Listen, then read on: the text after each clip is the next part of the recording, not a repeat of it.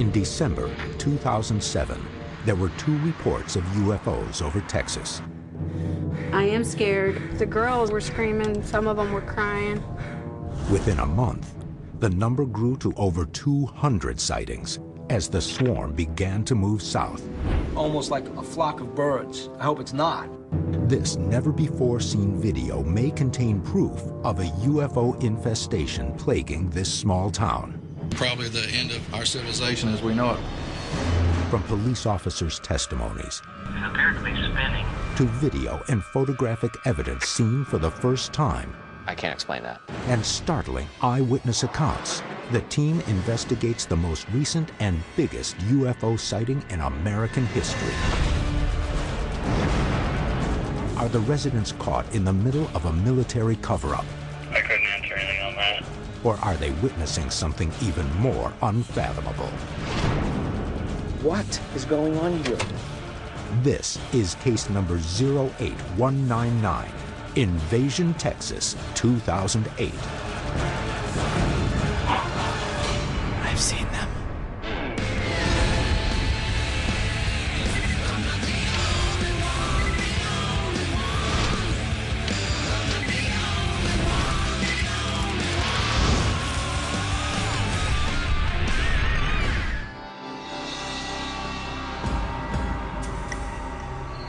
Stephenville, Texas is a quiet, small town, home to only 16,000 people, located about 70 miles southwest of Fort Worth. It's known for being a leader in dairy farming and as the self-proclaimed cowboy capital of the world. But on January 10, 2008, it made newspaper headlines across the country for its mass UFO sighting, which continued for the next several weeks. 2 large, glowing red objects. We're not making no sound, it was silent. I counted probably maybe 10, 12, 14 lights.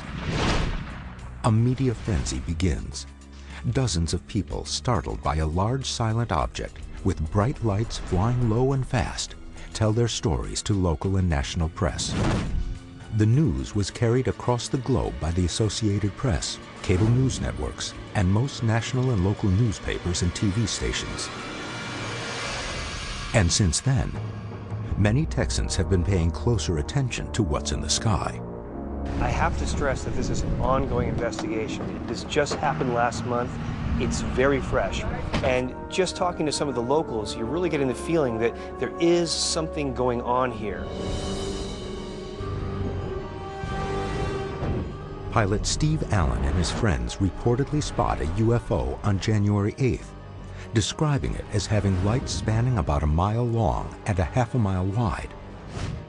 Leroy Gayton, a police constable, describes it as one red and white glowing light, moving very fast.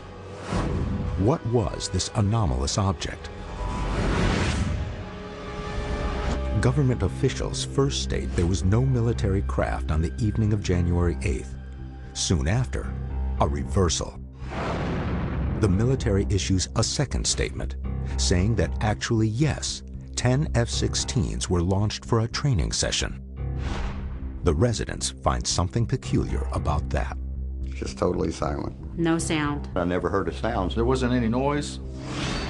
How can multiple jet fighter aircraft not produce a sound? This was an unusual object of some sort. We have multiple eyewitness accounts, so what we have to do is go out and meet these other people. Each one of these is a puzzle piece that may help us put a larger picture together that we can understand. On February 25th, 2008, the team moves their headquarters across from the Stephenville courthouse. Let's put the whiteboard right on this wall back there. Then we can put the maps up over here. They open their door to anyone who can provide information about this case. Well, gentlemen, we're officially in business. Now we're fully set up. We got the things that we need. We got maps of the local area. We're on full UFO hunter alert here. First step, we are going to talk to witnesses. If we can establish geometries around these sightings, and then if they corroborate, we can triangulate positions. We not only need to know, the location and environment, we definitely need to know what we're looking at. The sizes, the colors. Object description, right. Also, this is a very heavy military area. So did the military have planes in the air on the nights in question? There are a number of specific questions the team wants to address in order to solve this mystery. Why here? Why in Texas? Why here? It is 28 minutes now before 9 o'clock in Pueblo. We are joined in studio with the guys from UFO Hunters. Good morning, men. Good morning. The team puts out a citywide call over 98.5 KCUB for witnesses of the UFO swarm. We'd like to actually invite anyone to come down to our headquarters. We're also looking for even further evidence, so any kinds of photos or video footage or anything that's more tangible. It doesn't take long. Hi, this is Ted Ackworth. This is Jeffrey Tomlinson. And I'm from UFO Hunters and UFO Magazine. Your sighting was the night of January 8th, is that correct? The team gathers as much information as possible from a number of phone calls. Yeah, but that's what other people are describing as well.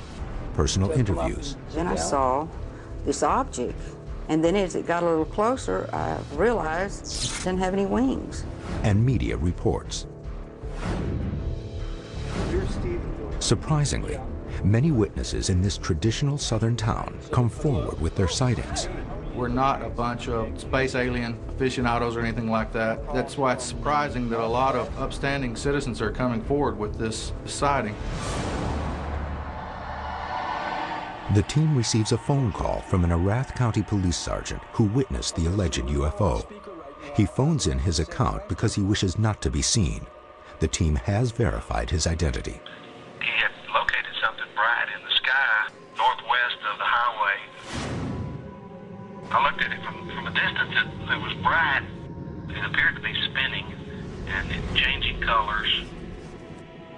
Well, Sergeant, is there any chance that this object could have been an airplane or a helicopter?